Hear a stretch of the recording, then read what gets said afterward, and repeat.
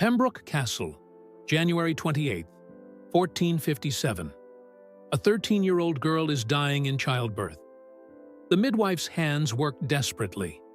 For hours, the child, because that's what she is, a child, has been screaming. Her underdeveloped body is attempting something it was never meant to do. The baby is stuck. The mother is fading. Everyone in that room knows the truth history would try to forget.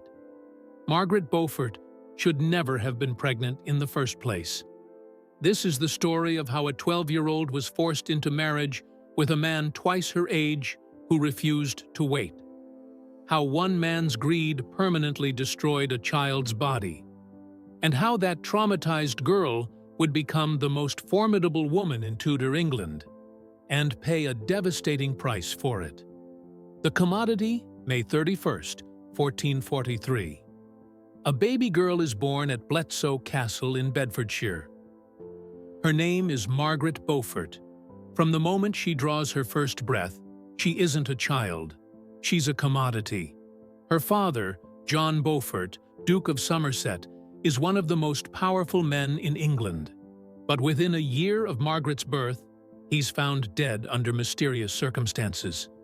The whispers spread quickly. Suicide. In medieval England, taking your own life isn't just sin. It's disgrace that taints your entire family. Suddenly, baby Margaret isn't just an heiress. She's vulnerable prey. By the time she can barely walk, the vultures are circling. This one-year-old has inherited a fortune, land, titles, wealth. Her mother, Margaret Beauchamp, tries to protect her, raising her with exceptional education, teaching her French, nurturing her sharp intelligence. For a brief moment, this story might have ended differently. But King Henry VI has other plans. When Margaret is just 3 years old, the king hands her over to William de la Pole, Duke of Suffolk. The Duke immediately marries this toddler to his 7-year-old son, John, a 3-year-old bride. She likely couldn't even pronounce the wedding vows. They needed papal dispensation because the children were related. The Pope granted it in August 1450. Even the Church was complicit. Suffolk's plan backfires. By 1453, he's arrested and murdered, his political star fallen. Margaret is back on the market. King Henry VI makes a decision that will destroy her life. He gives her to the Tudor brothers. If you appreciate this kind of unflinching historical deep dive, a like helps more people discover these stories that deserve to be told. The Predator. Edmund and Jasper Tudor are the king's half-brothers. Born from his mother's scandalous marriage to a Welsh servant named Owen Tudor. They're ambitious, ruthless, connected. When Edmund Tudor looks at 12-year-old Margaret Beaufort, he doesn't see a child. He sees a fortune, a womb, his future. The wedding takes place on November 1st, 1455. Margaret is 12. Edmund is 24. Here's what you need to understand. Even in medieval England, where child marriages were common, there was an unspoken rule. You didn't consummate the marriage until the girl was at least 14, preferably older. This wasn't kindness, it was practicality. They knew pregnancy could kill young girls. They'd seen it happen. Even without modern medical knowledge, they understood a 12-year-old's body wasn't ready. Edmund Tudor didn't care. Within days of the wedding, possibly on the wedding night itself, this 24-year-old man sexually assaulted a 12-year-old child. I'm not using that word for shock value. That's what it was. Margaret couldn't legally consent. She couldn't emotionally consent. Her body wasn't physically developed enough. Historian Elizabeth Norton states it plainly. It was perfectly acceptable to marry a child in the 15th century, but you didn't have sex with them while they were a child. But Edmund had his reasons, and they were cold and calculating. In medieval law, if an heiress died without children, her lands returned to her family. But if she died after giving birth, Her husband kept everything for life. Edmund looked at this 12-year-old girl and made a monstrous calculation. The sooner he got her pregnant, the sooner he secured his fortune. Even if it killed her. By April 1456, Margaret is pregnant. She's still 12 years old. Imagine being 12 and not understanding what's happening to your body. The terror of morning sickness when you're barely out of childhood. Watching your belly swell with a baby you never asked for, planted there by a man who saw you as nothing more than a walking bank account. Then, in July 1456, Edmund Tudor is captured by Yorkist forces during the Wars of the Roses. By November, their first wedding anniversary, he's dead. The official cause? Plague. Margaret is now 13, 7 months pregnant, and completely alone. She makes a choice that reveals the steel forming in her character. Despite being heavily pregnant, despite it being winter, despite England tearing itself apart in civil war, she makes the journey to Pembroke Castle to place herself under the protection of her brother-in-law, Jasper Tudor. The journey itself could have killed her, riding over rough roads through hostile territory, her young body already strained beyond its limits. She reaches Pembroke Castle, and on January 28, 1457, her real ordeal begins. The ordeal labor starts. Immediately, something is wrong. Margaret is tiny for her age. Contemporary accounts consistently describe her as small and slight. Her hips haven't widened. Her body hasn't finished growing. The baby is coming. There's nowhere for it to go. Hour after hour, the agony continues. The midwives exchange frightened glances. They've delivered hundreds of babies, but this is different. This isn't a woman in labor. This is a child whose body is tearing itself apart. The specifics of what happened in that room are lost to history. But we can piece together the horror from what came after. The birth was so traumatic, so damaging, that Margaret never had another child, despite remarrying twice. Think about that. In an age where women routinely had 10, 12, 15 children, where producing heirs was a wife's primary duty, Margaret Beaufort only ever had one. Her body was so destroyed by giving birth at 13 that it never recovered. The baby survived. They named him Henry, the future Henry VII, founder of the Tudor dynasty. John Fisher, who became Margaret's confessor and close friend, delivered a sermon after her death in 1509. He called it a miracle that a baby could be born of so little a personage.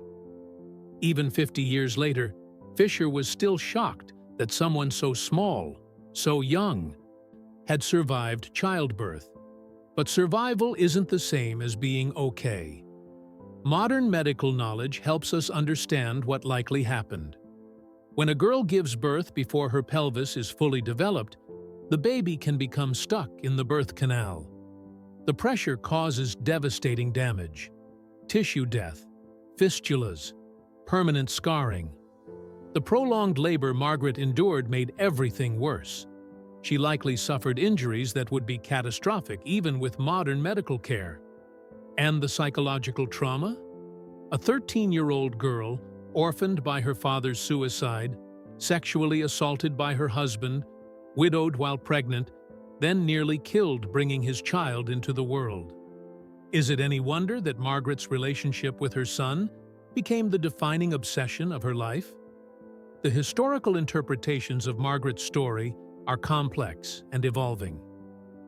I'm curious what you think. Leave your perspective in the comments below. The legacy Margaret Beaufort learned from her horror. Decades later, when her own granddaughter, another Margaret Tudor, was betrothed to the King of Scotland at a young age, Margaret Beaufort fought against it. She and her daughter-in-law, Elizabeth of York, both lobbied Henry VII frantically. Her son recorded her words, The Queen and my mother are very much against this marriage. They fear the King of Scots would not wait, but injure her and endanger her health. 50 years after her own trauma, Margaret was still haunted. She knew exactly what not waiting meant. She knew what it did to young girls' bodies. She'd lived it. And yet, even knowing this, even having suffered through it herself, the political machine ground on.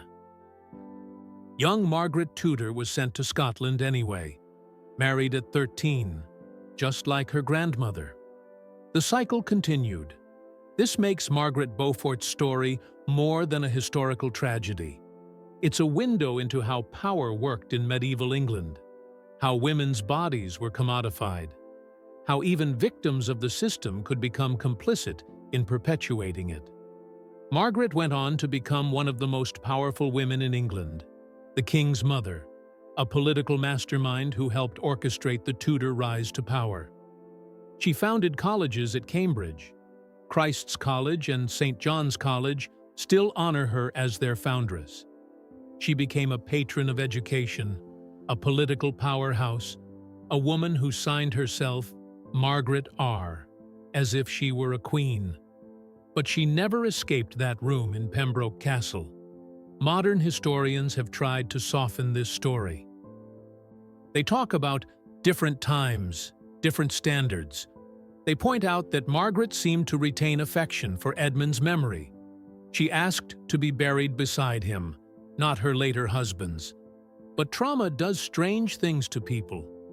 When you're 12 years old and the most powerful people in your world tell you this is normal, that this is God's will, that this is your duty, what choice do you have but to internalize it? The truth is that even by medieval standards, what happened to Margaret Beaufort was recognized as wrong. The typical age for consummation was 14 at minimum, often later. Noble families routinely negotiated contracts that specifically forbade consummation until the bride was older. Edmund Tudor ignored these conventions. He chose to impregnate a 12-year-old for financial gain. It was shocking even to his contemporaries, but they let it happen anyway, because Margaret wasn't really a person to them. She was property that could be traded, sold, and used as her owners saw fit. The king who gave her to Edmund, the nobles who witnessed the wedding, the priests who blessed the union, they all knew what would happen. And they did nothing. This is the system that created the Tudor dynasty. This is the suffering that put Henry VII on the throne. Every Tudor monarch who followed, Henry VIII with his 6 wives, Elizabeth I, the Virgin Queen, they all traced their lineage back to a 13-year-old girl who nearly died in childbirth because a grown man couldn't wait 2 more years to secure his fortune. When Margaret Beaufort died on June 29, 1509, just 5 days after her 66th birthday, she had outlived 4 husbands, seen her son become king, and her grandson Henry VIII inherit the throne. She'd accumulated vast wealth and power. She'd shaped the course of English history. But she'd never had another child. Her body never recovered from what Edmund Tudor did to her when she was 12 years old. This is the part of the story that gets lost in the glamour of Tudor history. We talk about Henry VIII's wives, about Elizabeth's golden age, about the Tudor rose and the break with Rome. We don't talk about the child bride whose suffering made it all possible. We don't talk about how the Tudor dynasty was built on the broken body of a 13-year-old girl. Margaret Beaufort died believing it was God's will. She died having internalized the violence done to her as divine providence. She died never knowing that she deserved better. But we know better now. We know that what Edmund Tudor did was wrong, no matter what century it happened in. And we know that Margaret Beaufort was more than just the mother of the Tudor dynasty. She was a survivor of child sexual abuse who spent her life trying to protect others from her fate. She couldn't protect her granddaughter. She couldn't protect the countless other girls who suffered as she did. But by remembering her story, by telling it truly, maybe we can honor what she couldn't say for herself. She was 12 years old, and that should have been enough to save her. If this documentary resonated with you, please like, share, and subscribe for more deep investigations into the hidden truths of history. Your support helps these untold stories reach the people who need to hear them.